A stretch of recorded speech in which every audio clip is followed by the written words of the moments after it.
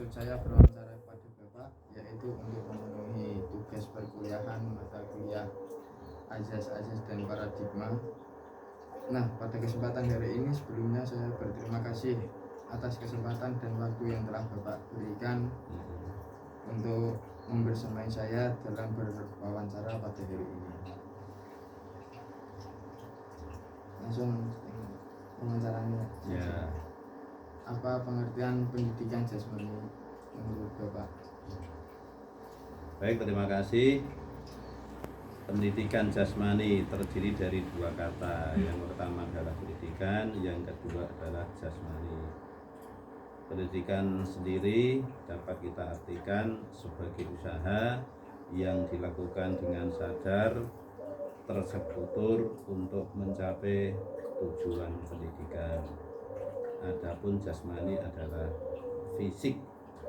Jadi kalau kita gabungkan, pendidikan jasmani adalah usaha yang dilakukan dengan sistematis, dengan terstruktur melalui aktivitas fisik, yaitu melalui cabang-cabang olahraga yang ada di kurikulum sekolah. Apa yang menjadi dasar pendidikan jasmani?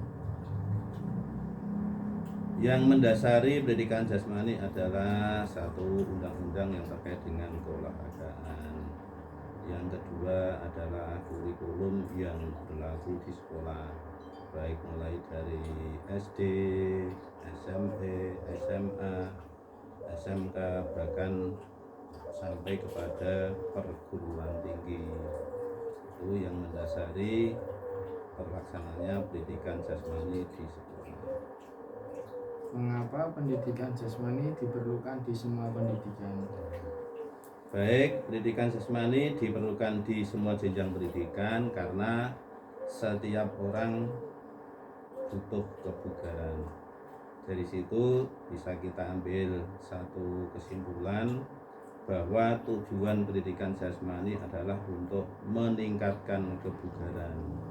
Dengan tingkat kebugaran yang tinggi, maka seseorang bisa beraktivitas secara maksimal dan sesudahnya tidak mengalami kelelahan yang berarti. Dengan kata lain, seseorang yang mempunyai tingkat kebugaran yang tinggi, maka dia bisa beraktivitas secara maksimal. Misalnya seorang pelajar atau mahasiswa, kalau dia tingkat kebugaran tinggi, maka dia bisa mengikuti pelajaran, bisa kuliah dengan sebaik-baiknya dan hasilnya maksimal.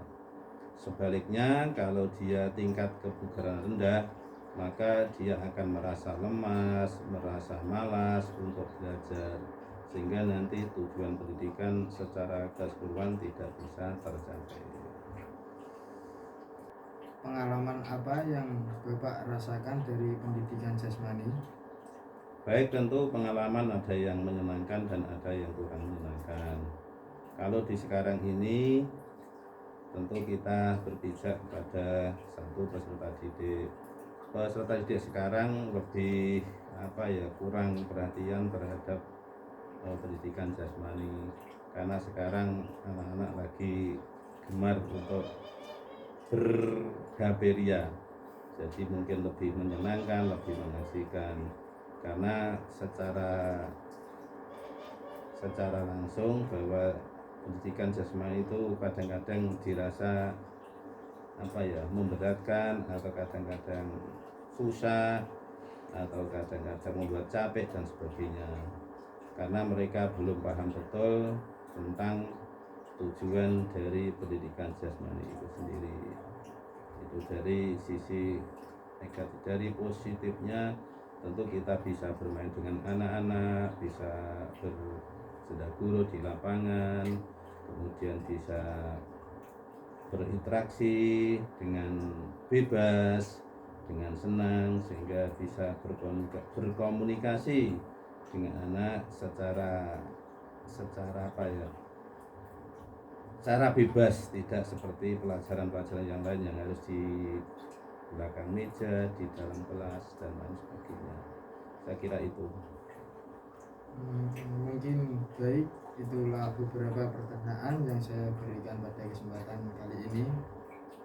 Terima kasih Bapak telah menjawab dan menambah wawasan bagi saya tentunya. Assalamualaikum warahmatullahi wabarakatuh. Waalaikumsalam, terima kasih kembali, sukses. Terima kasih. Ya, amin.